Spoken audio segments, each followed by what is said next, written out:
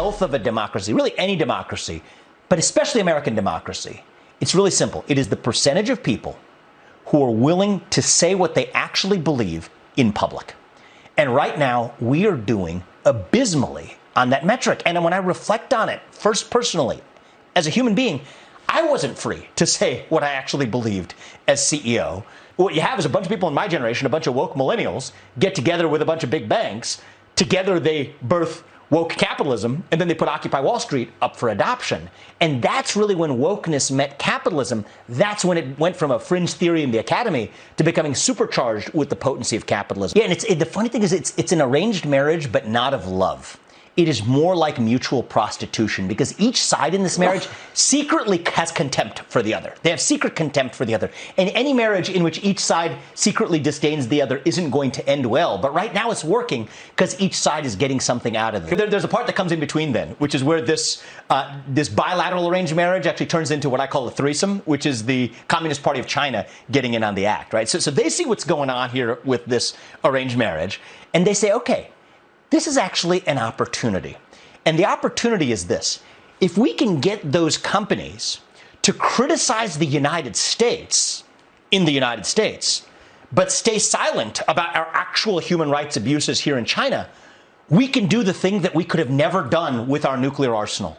And that is to undermine the moral standing of the United States on the global stage. So they got in on this act. There's a Chinese word for wokeness, as you well know, baizuo, which literally refers to woke white people, and they used to laugh at us. But it's not just a joke. They are now using that as a geopolitical tool to say, oh, Nike and Disney and the NBA and Marriott, you want to criticize the United States? Have at it. If you criticize China, we're going to build a great Chinese wall and you can't enter our market. But if you criticize the United States, we're going to roll out the red carpet to you. And by the way, if you're Airbnb, we're going to roll out the red carpet if and only if you give us the consumer data that you gathered from your progressive consumers who love it when you post a black square on Instagram, a condition for Airbnb's entry to China. That's a little known secret that the Wall Street Journal reported on last year. And it is working. And the way they've done is they have turned these corporations into Trojan horses that undermine the United States from within because they are now the new international arbiters of moral justice. And so China can go to the UN, and if they're pressed about the Uyghur human rights crisis by the EU, as they were last year, the first thing that comes out of Xi Jinping's mouth is, actually, Black Lives Matter shows that the United States is no better. But now you don't have to take it from Xi Jinping. You could take it from Nike. You could take it from the NBA. You could take it from Disney, the neutral arbiters of moral justice, who actually make a better buck because they can enter the Chinese market if they shut up about China, but they criticize the United States. But for China, they get something out of that trade, back to that mutual prostitution. It's now three-way prostitution, where China's able to get something out of it, which is the people who are known to criticize injustice never criticize injustice over here. That creates this false equivalence between Chinese nihilism and American idealism. And when that happens, Chinese nihilism wins every time. Thank you, LeBron James. Thank you, Disney. Thank you, NBA. That's the world that we live in. And so that is what I call the birth of this woke industrial complex. It is a new Leviathan, a new monster that is far more powerful than what Thomas Hobbes might have envisioned 400 years ago. And it is the biggest threat to individual liberty today. It is not big government alone.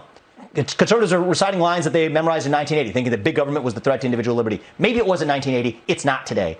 It is this new hybrid of big government and big business, and big government not just in the United States, but big government in places like China, commingled with big business, creating the actual threat to our liberty and our prosperity. And it's really hard to know what to do about it when we have spent the last 40 years defending the castle of capitalism from the front door without recognizing that that castle was invaded through the back door from woke activists to the Chinese Communist Party. And I think the defining challenge for us as Americans today is how do we actually sterilize that castle without burning the whole thing down?